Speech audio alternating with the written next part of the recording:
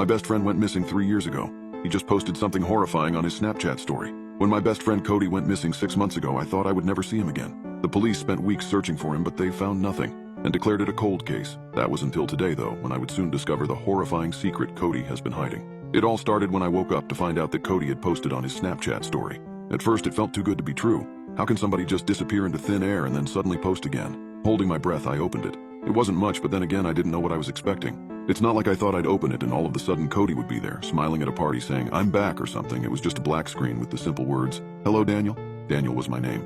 He specifically mentioned me. Did he know I was looking for him? Do I respond? If I did, what would I even say?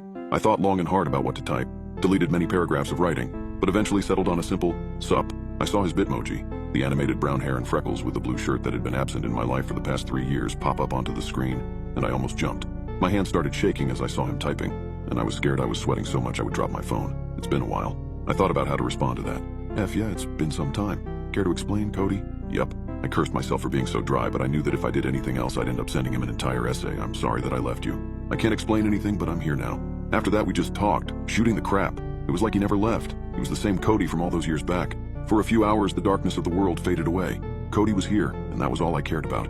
He didn't ever tell me what happened, and he never showed his face. A little part of me thought it was a scam. Maybe somebody had just stolen his phone somehow and was catfishing me. But I could tell it was Cody. I had talked to him every day since we were 8. I could pick up his mannerisms, and without a doubt, this was Cody. After a while, I decided to tell him about the past 3 years. Everything. The years I spent searching for him. The missing posters that used a photo of him that I knew he hated. Every last detail. I even trusted him enough that I told him about how I was depressed. I know. He responded, which confused me. When I asked him if he could send me his location so I could see him again, he said, "I'm not allowed to let you join me. It's not time." The more I talked to him, though, the more things felt off. I mean, it was surely Cody, don't get me wrong, but something wasn't right. Every time he texted me, it felt like he was withholding something, like he knew something I didn't. The weirdest part was a conversation we had a week or two after we reunited. I told him that I wish I could see him and not just text him. It was nice to be able to talk to him and all, but I missed the comfort of his presence. "I'm right here," he said. "Dude, you're freaking me out," I responded. What the hell did he mean, "I'm right here"? No, the F he wasn't. I saw that Cody's Bitmoji was still peeking over the screen, spying on me. He was probably thinking about what to say. After a while, I realized neither of us were probably going to say something, so I added, "Prove it. Look behind you." With that, I was frozen in fear. It didn't feel like anyone was watching me. Was Cody really here? Slowly, my head turned behind me. Nothing.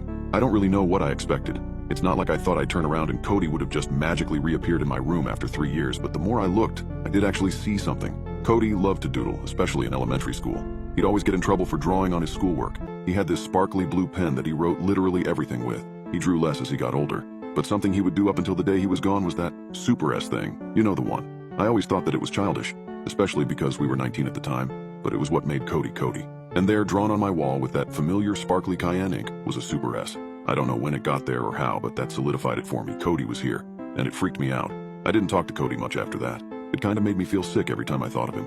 I tried to rationalize it.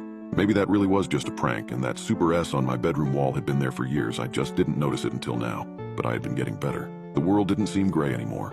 I thought back to the time, right before Cody came back into my life, and how close I was to leaving the world. Even if it was a scam, he kind of saved my life. Suddenly my phone rang and I jumped. The sheriff's office? Why was the sheriff calling me? Cautiously, I picked it up.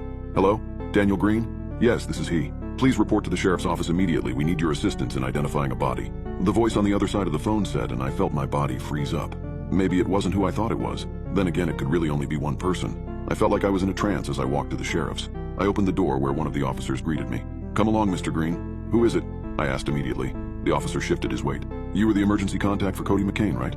My heart sank. I nodded. "We just recovered a body from the lake the same age and weight as McCain. We need you to identify the body." He took me into a room where a rotted body lay on a counter. It was bloated and it was old, but it was Cody. I knew. Best friends can tell. "How old is the body?" I asked. "I'm not sure if I can release that info, sir. Just tell me how old the effing body is, damn it," I snapped. We're estimating it to be about 3 years old around the time he went missing, sir." About 3 years old, around the time he went missing. So that begged the question. If Cody was dead, then who had I been talking to? I felt like vomiting. This couldn't be real. I knew it was Cody. His energy was unmistakable. But he was dead. I thought back to how lost I was before he started texting me. His weird messages. How he wouldn't show me his face. "I'm not allowed to let you join me. It's not time." The way he responded when I wanted to see him. Was Cody protecting me? Was it possible he did this all to keep me from ending it all? It was all too much to think about. Just then, my phone went off. It was a sound I was all too familiar with. The bright bing of a Snapchat notification. Cody is typing.